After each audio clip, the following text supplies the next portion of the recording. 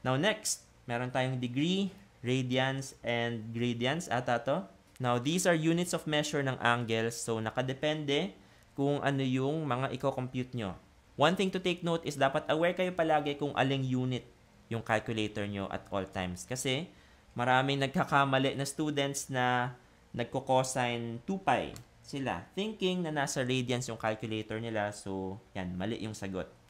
And vice versa, nasa radians yung calculator nila at mag-i-input sila ng sine ng 60 degrees, and yun, mali. Mali din yung sagot.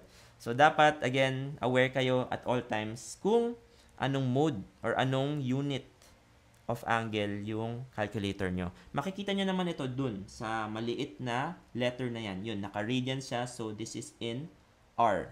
Kapag gusto nyong ibalik sa degrees, yan, shift, set up, then degrees.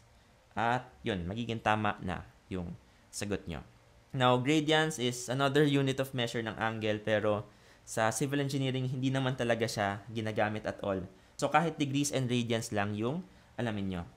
Next naman, itong fix, psi, and norm. So, anong ginagawa nila? Minomodify nila yung sagot na binibigay ng calculator if you want to have a fixed number of decimal places sa lahat ng sagot nyo. O kaya, if you want na scientific notation palagi yung ibibigay na sagot ng calculator, yun, pwede nyong paglaruan yung function na ito. Tapos norm naman, I think this would take it back to normal mode.